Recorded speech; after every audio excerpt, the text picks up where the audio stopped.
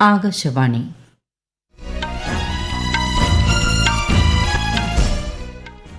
നമസ്കാരം. വാർത്തകൾ വായിക്കുന്നത് ശ്രീലത.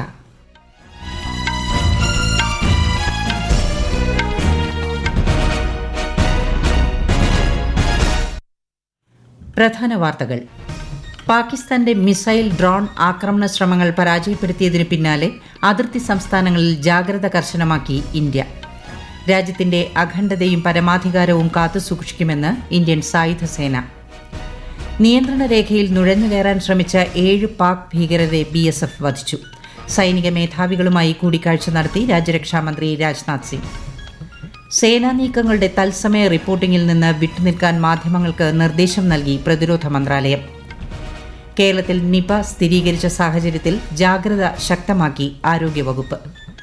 സംസ്ഥാനത്ത് SSLC പരീക്ഷാഫലം ഇന്ന് പ്രഖ്യാപിക്കും. വാർത്തകൾ വിശദമായി. ജമ്മു കശ്മീരിലും രാജ്യത്തിന്റെ വടക്ക് പടിഞ്ഞാറൻ നഗരങ്ങളിലും പാകിസ്ഥാൻ ഇന്നലെ രാത്രി നടത്തിയ ഡ്രോൺ മിസൈൽ ആക്രമണ ശ്രമങ്ങൾ പരാജയപ്പെടുത്തി ഇന്ത്യ. ജമ്മു, പത്താൻകോട്ട്, ഉധംപൂർ സൈനിക കേന്ദ്രങ്ങൾ ലക്ഷ്യമാക്കി പാകിസ്ഥാൻ നടത്തിയ ആക്രമണ നീക്കങ്ങളും ഇന്ത്യ നിർവീര്യമാക്കി. ആളപായം റിപ്പോർട്ട് ചെയ്തിട്ടില്ല. രാജ്യത്തിന്റെ അഖണ്ഡതയും പരമാധികാരവും സംരക്ഷിക്കാൻ സുശക്തമായി നിലകൊള്ളുമെന്ന് കരസേന വ്യക്തമാക്കി.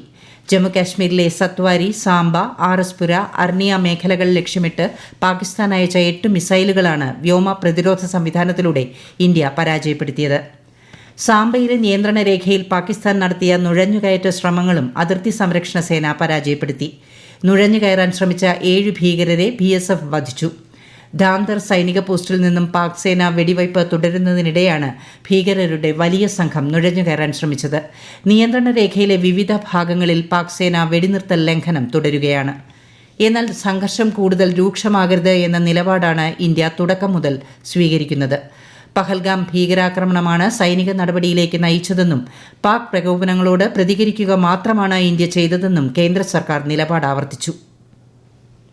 പഞ്ചാബിലെ പത്താൻകോട്ട്, ജലന്ധർ, അമൃത്സർ, ബഠിംഠ എന്നിവിടങ്ങളിൽ പാകിസ്ഥാൻ ഇന്നലെ രാത്രി നടത്തിയ ഡ്രോൺ ആക്രമണ ശ്രമങ്ങളും ഇന്ത്യൻ സായുധ സേന പരാജയപ്പെടുത്തി. പഠാൻകോട്ട്, രജൌരി എന്നിവിടങ്ങളിൽ ചാവേർ ആക്രമണം ഉണ്ടായതായുള്ള റിപ്പോർട്ടുകളും പ്രതിരോധ മന്ത്രാലയം തള്ളി.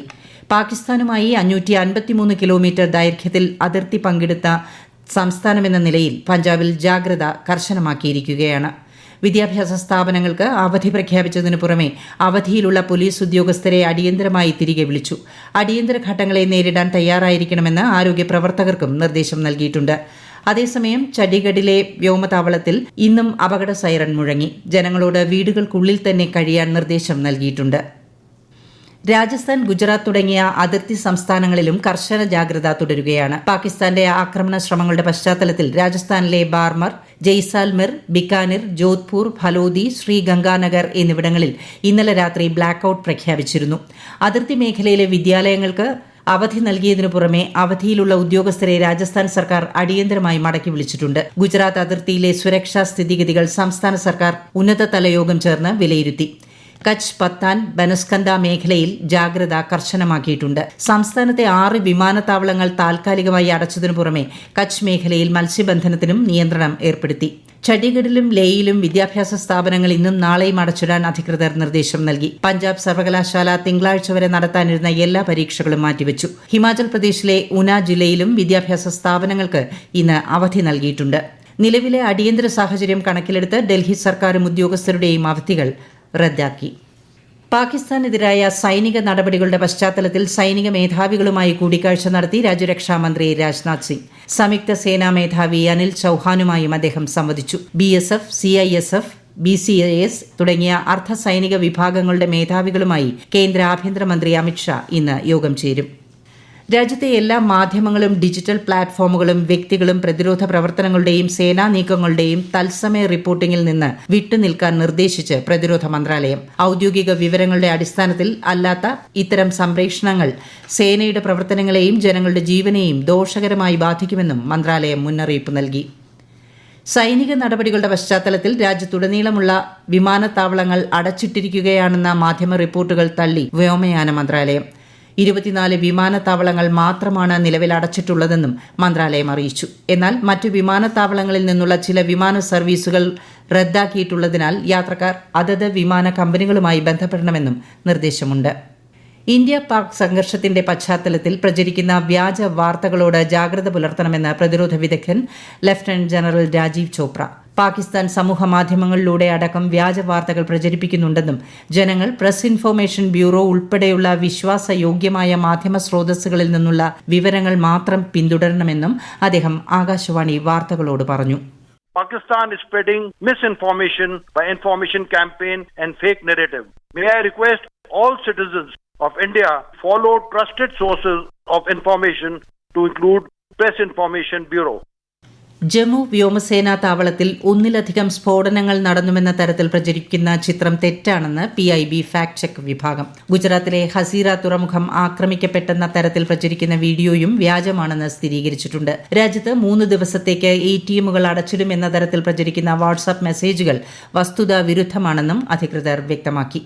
അതിർത്തി സംസ്ഥാനങ്ങളിലെ സംഘർഷാവസ്ഥയുടെ പശ്ചാത്തലത്തിൽ വിദ്യാർത്ഥികൾ ഉൾപ്പെടെ ഇവിടെയുള്ള മലയാളികൾക്ക് സഹായവും വിവരങ്ങളും ലഭ്യമാക്കുന്നതിനായി മുഖ്യമന്ത്രി പിണറായി വിജയന്റെ നിർദ്ദേശപ്രകാരം സെക്രട്ടേറിയറ്റിലും നോർക്കയിലും കൺട്രോൾ റൂം തുറന്നു.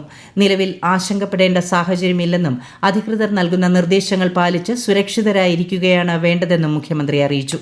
സഹായം ആവശ്യമുള്ള പക്ഷം 0471251750 അല്ലെങ്കിൽ 25176000 എന്ന സെക്രട്ടേറിയറ്റ് നമ്പറിലോ 180042539939 എന്ന നോർക്കയുടെ ടോൾ ഫ്രീ നമ്പറിലോ ബന്ധപ്പെടാം. ജമ്മുവിൽ നിന്നും ഉധംപൂരിൽ നിന്നും ന്യൂഡൽഹിയിലേക്ക് പ്രത്യേക ട്രെയിൻ സർവീസുകൾ നടത്താൻ തീരുമാനിച്ച ഇന്ത്യൻ റെയിൽവേ. മേഖലയിലെ നിലവിലെ സാഹചര്യം പരിഗണിച്ചാണ് തീരുമാനം. ഈ വാർത്തകൾ ആകാശവാണിയിൽ നിന്ന്. ആകാശവാണി വാർത്തകളും വാർത്താധിഷ്ഠിത പരിപാടികളും all India radio news Thiruvananthapuram YouTube ചാനലിലും all India radio news Thiruvananthapuram Facebook പേജിലും AR News_ തിരുവനന്തപുരം ഇൻസ്റ്റഗ്രാം അക്കൌണ്ടിലും AR News_TVM X ഹാൻഡിലും ലഭ്യമാണ്. മലപ്പുറത്ത് നിപ സ്ഥിരീകരിച്ച സാഹചര്യത്തിൽ ജാഗ്രത ശക്തമാക്കി ആരോഗ്യവകുപ്പ്.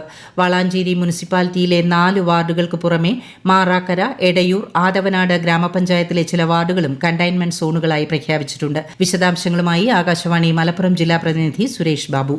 നിപ സ്ഥിരീകരിച്ച വളാഞ്ചേരി സ്വദേശിനിയായ യുവതി പെരിന്തൽമണ്ണയിലെ സ്വകാര്യ ആശുപത്രിയിൽ ചികിത്സയിൽ തുടരുകയാണ്. പൂനെ വൈറോളജി ലാബിൽ നടത്തിയ പരിശോധനയിലാണ് ഇവരിൽ നിപ രോഗം സ്ഥിരീകരിച്ചത്. പനിയും ശ്വാസതടസ്സവും ബാധിച്ച് മെയ് 1 വളാഞ്ചേരിയിലെ CHCയിൽ പ്രവേശിപ്പിച്ചത്. രോഗാവസ്ഥയിൽ മാറ്റമില്ലാത്തതിനെ തുടർന്ന് പെരിന്തൽമണ്ണയിലേക്ക് മാറ്റുകയും വിശദമായ പരിശോധന നടത്തുകയുമായിരുന്നു. അടിയന്തര ആരോഗ്യ ജാഗ്രതയ്ക്കാണ് ജില്ലയിൽ മൊത്തത്തിലും രോഗിയുടെ വീട് ഉൾപ്പെടുന്ന പ്രദേശങ്ങളിൽ പ്രത്യേകിച്ച് നിർദ്ദേശം നൽകിയിട്ടുള്ളത്. ജില്ലയിൽ എല്ലാവർക്കും മാസ്ക് നിർബന്ധമാക്കിയിട്ടുണ്ട്. മന്ത്രി വീണ ജോർജ് മലപ്പുറത്ത് ക്യാമ്പ് ചെയ്ത് പ്രതിരോധ പ്രവർത്തനങ്ങൾ അടക്കമുള്ളവയ്ക്ക് നേതൃത്വം നൽകി വരുന്നു. ഇന്ന് രാവിലെ മലപ്പുറം കളക്ടറേറ്റ് കോൺഫറൻസ് ഹാളിൽ ആരോഗ്യമന്ത്രിയുടെ നേതൃത്വത്തിൽ ഉദ്യോഗസ്ഥരുടെയും ജനപ്രതിനിധികളുടെയും ആരോഗ്യ പ്രവർത്തകരുടെയും യോഗം ചേരുകയുണ്ടായി.